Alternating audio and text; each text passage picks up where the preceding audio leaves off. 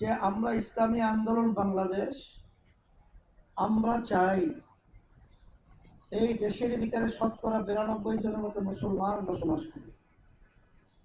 এই দেশের ভিতরে আজানের শব্দে বাচ্চাদের ঘুম ভেঙে যায়, আজানের শব্দে বাচ্চারা মায়ের কোলে ঘরে যায়। সেই দেশটা চলবে কোরআনুল কারীমের নিয়ম অনুযায়ী। কিন্তু আমরা দেখেছি 54 বছর দেশ চলছে স্বাধীনতার পরে, যে নীতি আদর্শ অনুযায়ী যারা দেশ পরিচালনা করেছিল এদের পরিচালনায় দেশকে একবার দুইবার নয় 5 বার দুর্নীতির দিক থেকে, চোরের দিক থেকে এরা আমাদের দেশকে কলঙ্কিত করেছে, আমাদেরকে অপমান করেছে। আমি বিশেষ করে আসনের আমার ভাইদেরকে, পর্দালে মা বোনদেরকে বলবো, আজকে বাংলাদেশে জাতীয় নির্বাচন চলছে। 2026 12ই ফেব্রুয়ারি জাতীয় নির্বাচন হবে।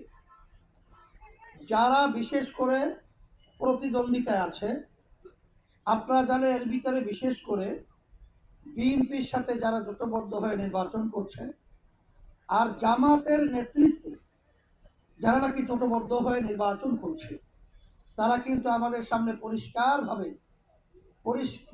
আজকে পরিষ্কার করেছে যে তারা কোরআনুল কারীম অনুযায়ী, ইসলাম অনুযায়ী তারা দেশ পরিচালনা করবে না।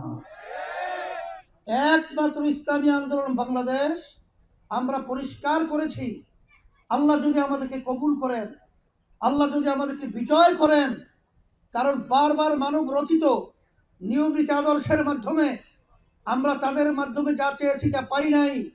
কিন্তু কোরআনুল কারীম অনুযায়ী যদি আমরা রাষ্ট্র পরিচালনা করতে পারি, তাহলে ইতিহাস পড়লে দেখবেন শুধু মুসলমানই নয়, শুধু অন্য জাতিই নয়, এমনকি একটা ছোট্ট পিপিলিকা পর্যন্ত তার স্বাধীনতার নিশ্চয়তা গ্যারান্টি এই ইসলামী নীতি আদর্শ, কোরআনুল কারীমের নীতি আদর্শে, এটা কিন্তু বাস্তবতা। সেই হিসাবে আমি বলবো, আমরা কিন্তু সমঝোতায় চলছিলাম। আমাদের সাথে প্রথম 5 দল, ইসলামের দল, আপনার কওমি ঘরানা সহ শহীদ ধারার ছিল, আমরা একত্রে চলছিলাম একটা বাক্স দেওয়ার জন্যে ইসলামের পক্ষে। পথ চলায় সেখানে এসে যোগদান এসেছিল জামাত, তার সাথে আরো 2-1টা দল।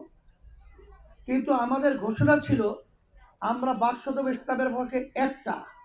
কিন্তু যখন নাকি তারা দেখলো যে সারা দেশের ভিতরে মানুষ এর পক্ষে ভোট দেওয়ার জন্য তারা সিদ্ধান্ত গ্রহণ করেছে, তখন তারা ক্ষমতা প্রেমিক হয়ে, ক্ষমতার লোভে তারা তখন ইসলামকে সরিয়ে সেখানে তারা রাষ্ট্র পরিচালনা করবে এই প্রচলিত গণতন্ত্রের এই নিয়ম আইন অনুযায়ী।